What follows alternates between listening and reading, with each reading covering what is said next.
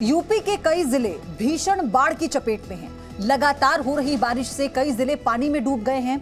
घाघरा, राप्ती, सरयू सहित कई नदियां ऐसी हैं जो उफान पर हैं। लगातार नदियों का जलस्तर बढ़ रहा है। कई गांवों का संपर्क पूरी तरह से कट चुका है। गांव में पानी भरने से ग्रामीण परेशान हैं। किसानों की फसल बर्बाद हो रही है। सरकार की ओर से राहत बचाव कार्य और मदद भेजी जा रही है। इस बीच कई जिलों में बाढ़ पीड़ितों से मदद के नाम पर मजाक भी किया गया। अंबेडकर नगर के डीएम सैमुअल पॉल का वीडियो वायरल हो रहा है, जिसमें डीएम बाढ़ पीड़ितों से कहते दिखाई दे रहे हैं कि सरकार कोई जोमैटो सर्विस तो नहीं चला रही। वहीं लखीमपुर खीरी में बाढ़ प्रभावित लोगों को खराब खाना भेजा गया, जिसके बाद ग्रामीणों ने इन फूड पैकेट्स को फेंक दिया। देखिए ये दो तस्वीरें। सैमुअल पॉल डीएम है अंबेडकर नगर के। लोगों से मिलने जाते हैं तो फिर किस तरह से उनके हालात का मजाक वो उड़ा रहे थे वो सुना आपने, और ये लखीमपुर की तस्वीर देखी। ये लोगों को हर रोज जरूरत पड़ने वाली लॉन्ड्री बिजनेस शुरू करके महीने का 3 लाख फायदा बनाते हैं। आपको करना है तो फ्रीडम ऐप को अभी डाउनलोड कीजिए।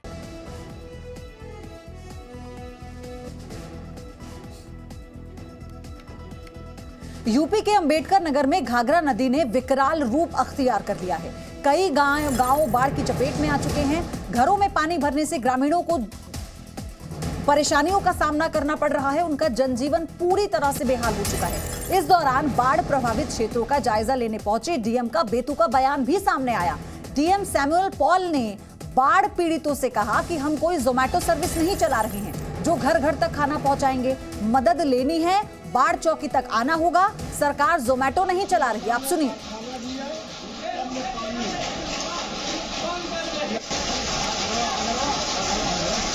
कोई समस्या नहीं आएगा, कोई बीमार है तो डॉक्टर आके देख लेगा। पर आप इसलिए बाढ़ चौकी स्थापित होता है। बाढ़ चौकी क्या पर्पस है? आप लोग घर पे रहेंगे, हम लोग घर पे पहुंचवाएंगे खाना। जोमेटो सर्विस थोड़ी चला रहे हैं हम लोग। सर कैसे जोमेटो थोड़ी चला रहा है सरकार, बताओ। हाँ, किसी को कोई समस्या नहीं आएगा, कोई बीमार है तो डॉक्टर आके देख लेगा। पर आप इसलिए बाढ़ चौकी स्थापित होता है। बाढ़ चौकी क्या पर्पस है? आप लोग घर पे रहेंगे, हम लोग घर पे पहुंचवाएंगे खाना। जोमेटो सर्विस थोड़ी चला रहे हैं हम लोग। सर कैसे जोमेटो थोड़ी चला रहा है सरकार, बताओ। हाँ, किसी को कोई समस्या नहीं आएगा, कोई बीमार है तो डॉक्टर आके देख लेगा। पर आप इसलिए बाढ़ चौकी स्थापित होता है। बाढ़ चौकी क्या पर्पस है? आप लोग घर पे रहेंगे, हम लोग घर पे पहुंचवाएंगे खाना। जोमेटो सर्विस थोड़ी चला रहे हैं हम लोग। सर कैसे जोमेटो थोड़ी चला रहा है सरकार, बताओ। तो आपने देखा किस तरह से डीएम साहब ये बता रहे थे कि कोई जोमैटो सर्विस नहीं खोली है। आपको पानी भरा हो, कुछ भी हो, घर से निकलकर बाहर आकर लीजिए खाना अगर भूख लगी है तो ये तस्वीर अभी आपको हम दिखा रहे हैं। आप इस तस्वीरों के जरिए आलम समझिए। संकरी गलियां हैं, घर एक दूसरे से जुड़े हुए हैं। लोग बाहर निकलकर कैसे खाना लेने जाएंगे, आप सोचिए। अब आप इस तस्वीर को देखिए। हम क्यों आपसे कह रहे हैं, डीएम साहब ने इस तरह की बात क्यों कही? क्या वो इन रास्तों से होकर बाढ़ चौकी तक पहुंच सकते हैं? कोई पहुंच सकता है? राहत सामग्री पहुंचाने का क्या मकसद होता है कि जो जहां पर है वो वहीं रहे, उसे तकलीफ का सामना ना करना पड़े। आप देखिए, बच्चे हैं, बच्चों को गोद में लेकर लोग अपने घरों से बाहर निकल रहे हैं और उसके बाद फिर वो बाढ़ चौकी तक जाते हैं, खाना लेने के लिए जाते हैं। खाना अच्छा है बुरा है वो तो बात की बात है, छोड़ दीजिए। इतना जोखिम लेकर आप सोचिए, इन लोगों को कहा जा रहा है कि अगर आपको कोई दवा चाहिए, आपको खाने पीने का सामान चाहिए, इन रास्तों से होकर आइए। यानी रेस्क्यू टीम्स क्या कर रही हैं? फिर क्यों उन्हें उतारा गया है मोर्चा संभालने के लिए? और फिर व्यवस्था क्या इस तरह की है कि आप एक इतने बड़े एरिया में एक बाढ़ चौकी बना देंगे, उसके पास सारा सामान स्टॉक में आप वहां रख लेंगे। आप लोगों से कह रहे हैं आप आइए, अपने घरों से निकलकर बाढ़ चौकी पर आइए, खाने के पैकेट्स लीजिए, आपको कोई दिक्कत है दवाई लीजिए। आप जरा ये हाल देख लीजिए। आप देखिए ये हाल किस तरह से है। इस गली को देखिए आप।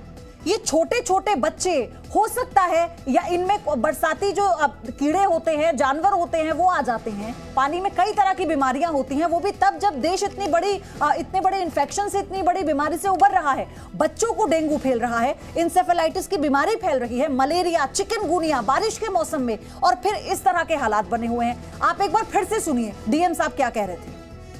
किसी को कोई समस्या नहीं आएगा, कोई बीमार है तो डॉक्टर आके देख लेगा। पर आप इसलिए बाढ़ चौकी स्थापित होता है। बाढ़ चौकी क्या पर्पस है? आप लोग घर पे रहेंगे, हम लोग घर पे पहुंचवाएंगे खाना। जोमेटो सर्विस थोड़ी चला रहे हैं हम लोग। सर कैसे जोमेटो थोड़ी चला रहा है सरकार, बताओ। हाँ, किसी को कोई समस्या नहीं आएगा, कोई बीमार है तो डॉक्टर आके देख लेगा। पर आप इसलिए बाढ़ चौकी स्थापित होता है। बाढ़ चौकी क्या पर्पस है? आप लोग घर पे रहेंगे, हम लोग घर पे पहुंचवाएंगे खाना। जोमेटो सर्विस थोड़ी चला रहे हैं हम लोग। सर और आप इस तस्वीर को अब देखिए, मुख्यमंत्री योगी आदित्यनाथ खुद पीड़ितों के पास पहुंचे हैं। आप अब देखिए, एक तस्वीर ये आपको हम दिखा रहे हैं, सूबे के मुखिया हैं योगी आदित्यनाथ, इतनी बड़ी जिम्मेदारी वो संभाल रहे हैं। हवाई सर्वेक्षण लगातार वो कर रहे हैं, अधिकारियों के साथ बैठक वो कर रहे हैं और इन नन्हे बच्चों से खुद मिलने के लिए पहुंचे हैं, इनका हालचाल जान रहे हैं। वो ये देख रहे हैं कि व्यवस्था उस तरह से की गई जिस तरह के आदेश दिए गए थे या नहीं, क्योंकि ये उनका अपना अंदाज है। अब देखिए ये तस्वीर, हम क्यों तस्वीरों के जरिए आपको पूरा हाल बता रहे हैं। ये एक तस्वीर ऐसी है जो दिल को छू लेती है। ये वो तस्वीर है जो सूबे के मुखिया की जिम्मेदारियों को दर्शाती है, उनके कर्तव्य को दर्शाती है और ये बताती है कि वो कितने संवेदनशील हैं उन लोगों के प्रति जिन लोगों ने उन्हें ये जिम्मेदारी दी है। नन्हे बच्चों से वो मिलने आए हैं, ये जानने आए हैं कि किस तरह से वो यहाँ पर रह रहे हैं। जो कैंप बनाए गए हैं, क्या वहाँ पर राहत सामग्री भेजी जा रही है या नहीं भेजी जा रही। और एक हमने आपको डीएम दिखाए जो ये कहते हैं कि जोमेटो सर्विस नहीं है, अगर खाना पीना है, दवाई चाहिए तो आइए, चाहे पानी से होकर आइए, गड्ढों से जूझ कर आइए, आपको बाढ़ केंद्र तक आना होगा।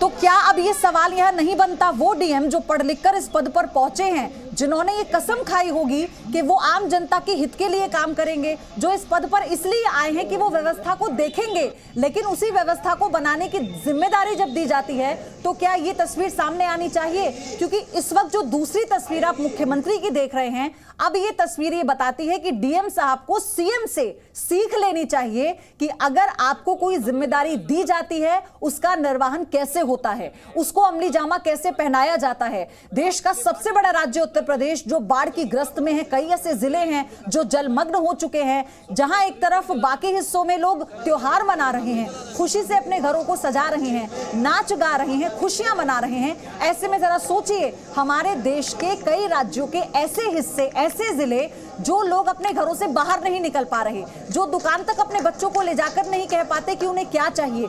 खाना तो बहुत दूर की बात है, जो खाने के पैकेट्स का इंतजार कर रहे हो, तो उनके लिए क्या त्योहार का सीजन और उनके लिए क्या कोई व्यवस्था। और अब इन दो तस्वीरों को आप देखिए, दो तस्वीरें अब आपको दिखाते हैं। ये दो तस्वीरें, ये पहले हमने आपको दिखाई थी, ये बाद में दिखाई।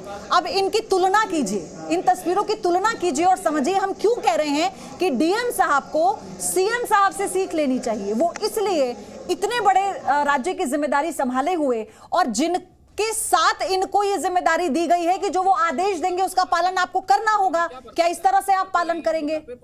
इस तरह से आप पालन करेंगे? और मुख्यमंत्री को आप देखिए, वो बच्चों के लिए इस वक्त खाने के पैकेट्स लेकर आए हैं, बच्चों से बात कर रहे हैं, उनके साथ हंसी ठिठोली कर रहे हैं, उनका उत्साह बढ़ा रहे हैं। और ऐसे समय में मुख्यमंत्री का बाढ़ पीड़ितों से मिलना, बच्चे हो, बुजुर्ग हो, बड़े हो, जो भी हो, ये उनका मनोबल बढ़ाने जैसा है। क्योंकि वो सूबे का मुखिया जिन्हें अपनी सुरक्षा की जिम्मेदारी लोगों ने दी है, सौंपी है, उनकी उपस्थिति उस इलाके में होना यह बताता है कि अपनी जिम्मेदारी को लेकर वो किस तरह से आगे बढ़ रहे हैं। हवाई सर्वेक्षण लगातार मुख्यमंत्री योगी आदित्यनाथ कर रहे हैं, तस्वीरें जी न्यूज़ आपको दिखा रहा था।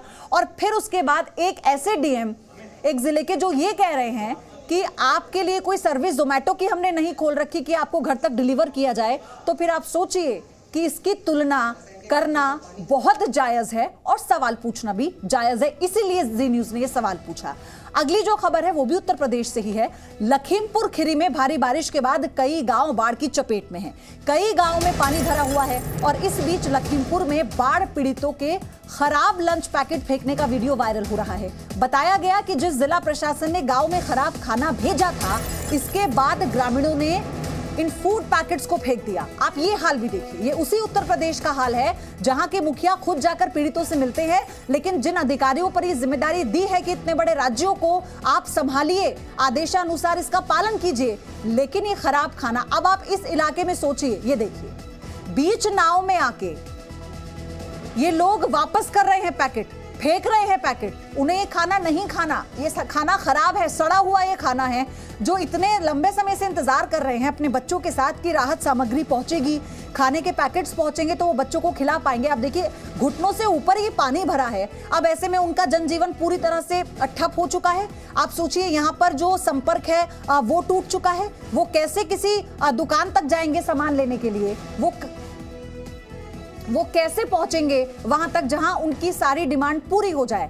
अब आप सोचिए जी न्यूज, इस तस्वीर को आप देख रहे हैं ना, ये दूसरी ऐसी तस्वीर है जिसको प्रमुखता से जी न्यूज दिखा रहा है। हमारी डिमांड है, हम ये मांग करते हैं ऐसे अधिकारियों के खिलाफ सख्त से सख्त कार्रवाई होनी चाहिए, क्योंकि हम लोगों के हित में इस खबर को दिखा रहे हैं, आपके हित में इस खबर को दिखा रहे हैं। और हमारा मकसद सिर्फ इतना है, वो अधिकारी जो इस वक्त आराम से कुर्सी पर पंखे के नीचे अपने दफ्तर में बैठे होंगे, शायद उन्होंने ये गनीमत भी नहीं उठाई होगी कि वहां जाकर देख ले जो जिम्मेदारी मुख्यमंत्री की तरफ से दी गई है किस तरह से उसका निर्वहन किया जा रहा है, लेकिन उन्हें तो सिर्फ परवाह है अपनी और अपनी कुर्सी की। यूपी में कई ऐसी नदियां हैं जो उफान पर हैं, लगातार हम आपको अपडेट दे रहे हैं। बहराइच में सैकड़ों गांव बाढ़ की चपेट में हैं।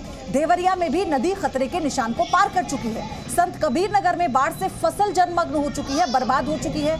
बलरामपुर में राप्ती नदी का जलस्तर बढ़ गया है। जालौन में कई इलाके हैं जो पानी में डूब चुके हैं। ये लोगों को हर रोज जरूरत पड़ने वाली लॉन्ड्री बिजनेस शुरू करके महीने का 3 लाख फायदा बनाते हैं। आपको करना है तो फ्रीडम ऐप को अभी डाउनलोड कीजिए।